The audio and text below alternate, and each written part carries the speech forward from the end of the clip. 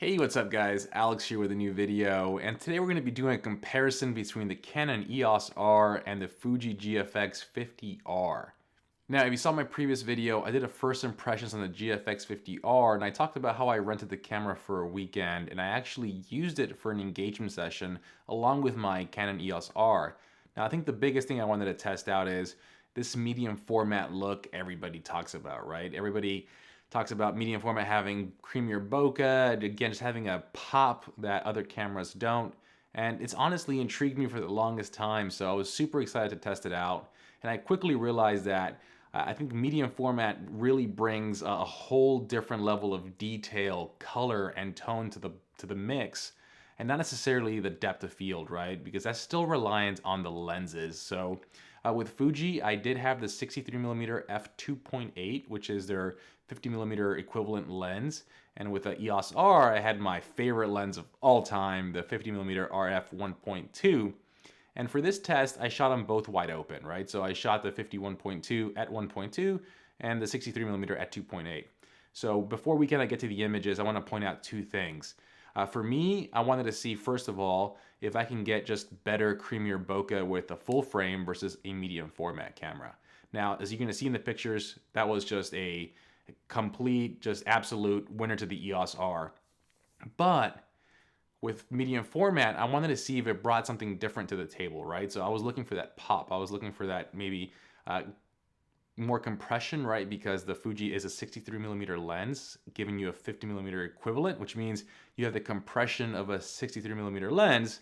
So technically you should have a bigger background. Now, 13mm is not much, but it's still some, right? So with that being said, I'm not sure what I was trying to achieve with this test. I guess just to see if I could convince myself to buy the GFX 50R, and the results were completely not what I was expecting. So without further ado, let's go ahead and get to the images.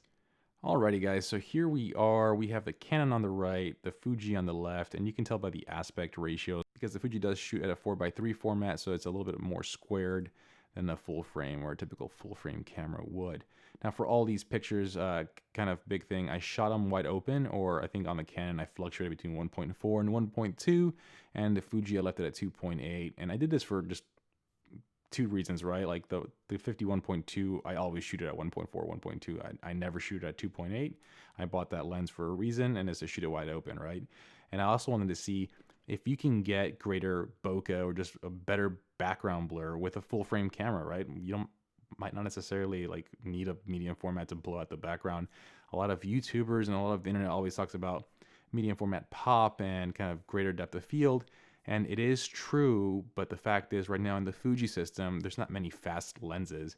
And in this case, we're using a 2.8 lens, right? So with that being said, my preset is applied to all these images for one key reason. I wanted to compare these images the way I would deliver them to a client, right? So I don't deliver raw files, so there's no reason to compare raw files. So I wanted to compare them with my preset applied, and I did try to match them as much as I could.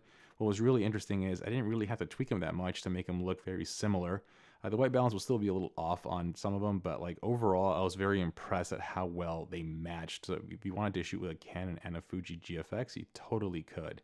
But let's get right into it, guys. So again, here, if we zoom in, I think what's interesting here with the Fuji, and this happens a lot, it is using a contrast-based autofocusing system. And in this photo, the focusing system actually hit the guy's face, right? And if you look at the Canon, in this photo, it actually hit her face. So you'll see that. Now this is a 2.8 lens, so you do get a little bit more in focus than you do on the Canon, but at 1.4 you start seeing how the guy's already kind of going out of focus. But the detail here on both cameras is just tremendous, right? The fact that this 30 megapixel full frame camera is hanging in there with a 50 megapixel medium format camera is insane, and this is because of this lens, the 50R f1.2. Now zooming out, you're going to see that you're going to have just greater background blur, right? This is a 1.4 lens. So yes, it's a smaller sensor, and yes, you have less compression. It's not a 63mm. You have the same perspective, but I mean, 1.4 is always going to be 1.4, right? So you're going to have greater depth of field here, or just a better background blur. What's really interesting about the Fuji here, and this is going to be a common theme with all the pictures, is the Fuji just captures a greater range of colors. I'm not sure if it's because of the sensor size or whatever Fuji's doing, but you can see here in his hands, they look pretty normal here. And in the Fuji, you can see how red his hands were. And again, it's just, I think, a greater color range. And we're going to see this kind of across the board on multiple images. So I think in this images, both are great. I like them both. And really not many key differences here. Now, when comparing these two, I mean, again, I think they both match very well, and you're gonna see again in the guy's hands, right? The Fuji just captures more color information here. They capture a lot more red, and also in the skin tones, right? If you look at his face and the Fuji, it's a little bit more lifelike than it is on the Canon. It's a little almost a little more desaturated, and my settings are applied the same way, but detailed. I mean, this is just. I can't speak highly enough of this RF50 and the RF glass. Like, you can see how much resolving power it has. This camera has 20 megapixels less than the medium format camera. And again, I think they're going toe to toe. And just like the last picture in the background, you have greater background blur here with the Canon, even though it's at 1.4. Looking at this next image, I actually cropped the Canon version to a 4:3 aspect ratio and try to kind of match the composition perfectly. And you can see here at 1.2, this just blows the background out the water. It's just insane. It's amazing what 1.2 glass does. And here with the Fuji at 2.8, you still can make out pretty much the entire background, right? Doesn't blow it out as much as the 1.2, even though you have a bigger sensor and more compression. But same story as the other pictures, guys. Like, greater color depth in the guy's hands. Skin tones look more lifelike, I think, on the Fuji. With it being a 2.8 lens, you can see here how, the focus nailed the guy's face, and you can see that her tattoo's still in focus. There's still detail everywhere. We're shooting at 2.8. Not a bad thing, right? But with the Canon, the focus nailed her face, and you can already start seeing it with 1.2, the tattoo's already getting out of focus, right? He's already getting out of focus. So it's insane what 1.2 does, right? Just completely obliterates everything. But also, again, to point it out, like the colors and the skin tone, I think they look better on the Fuji, right? So as far as sharpness goes, I think they both are equally as sharp, but I think the Fuji is just winning here in the color range and just colors, period. Going to this next image, this one, even though it's a 1.2, there's really no background, right? It's right behind them. And you can we'll zoom in here and we'll see a little bit of the same, right? So actually on this one, they both look very good, both sharp, both in focus, more color range on the Fuji. What's interesting here is where you start seeing kind of the Canon lens, right? I'm gonna just be extremely nitpicky. With a Canon lens, let's go ahead and zoom in here, 3:1. There is very little purple fringing right here, and maybe some right here. You really have to look for it, versus with the Fuji, the color fringing is just ridiculous. It's all over the place, right? And it's just interesting, right? This is comparing, I think the 63 millimeters a $1,500 lens. So you're comparing a $1,500 lens to a $2,000 lens, and obviously the $2,000 lens performs better. But what's interesting is I think this lens is elevating a full frame camera, kind of like I said before, into almost medium format territory.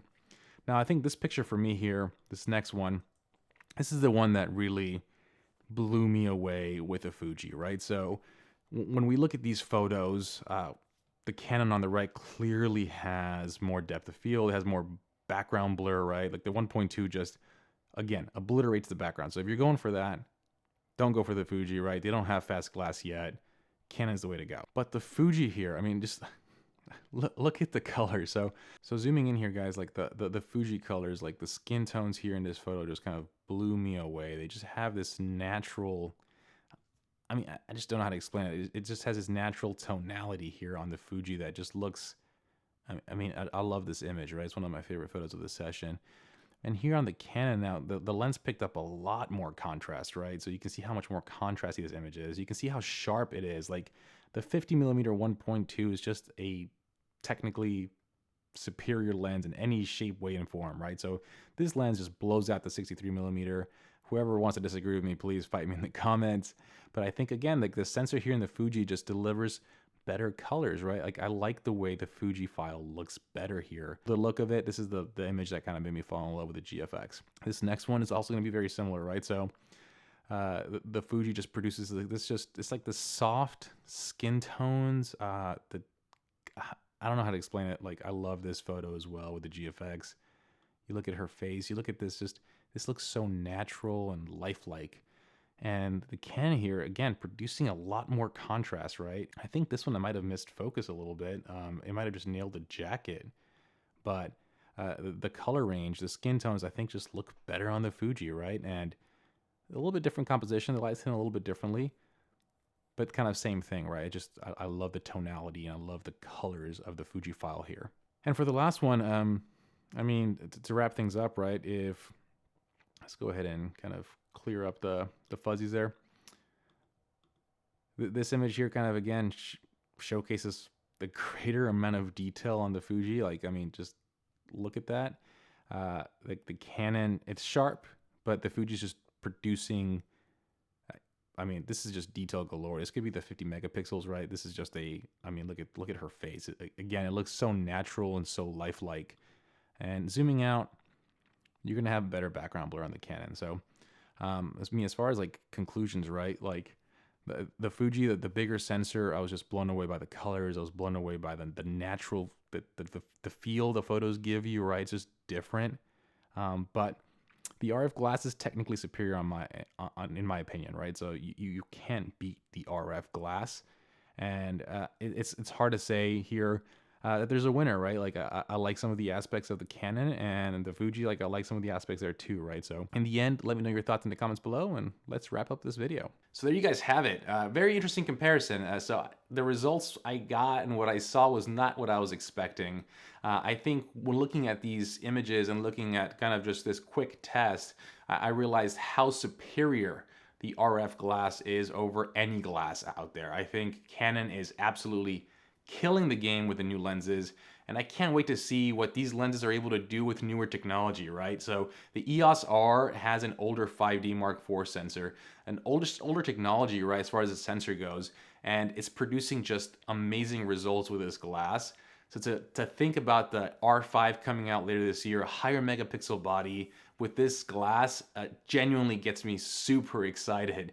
Now on the Fuji side, I think their sensor and their camera, even though it's also older technology, right, is amazing, right? The colors, the tones, the highlight roll-off. I was completely blown away by the results I was getting with the GFX. And what I'm really excited there is if they bring the technology from the GFX 100, and I mean the autofocusing, right? The sensor, all that new tech, the new processor, into a smaller form factor, oh my God, that's just gonna be absolutely killer. Along with fast glass, right? So right now the only fast lens they have is the 110mm f2. This year they're releasing the 80mm 1.7. So they've really released a lot of boring lenses, f4 lenses, and I know medium formats for fashion photography and product photography and so on, but these fast lenses are, in my opinion, like what really kind of pull me to a system, right? That's why I love the RF glass. So I think if Fuji's able to really kind of bring the technology down from the GFX 100 to an affordable body and faster lenses, that system is going to be absolutely killer.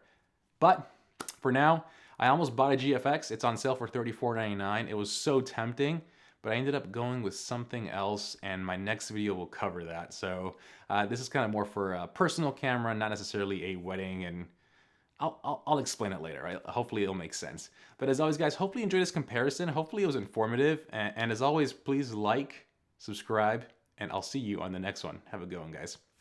Peace.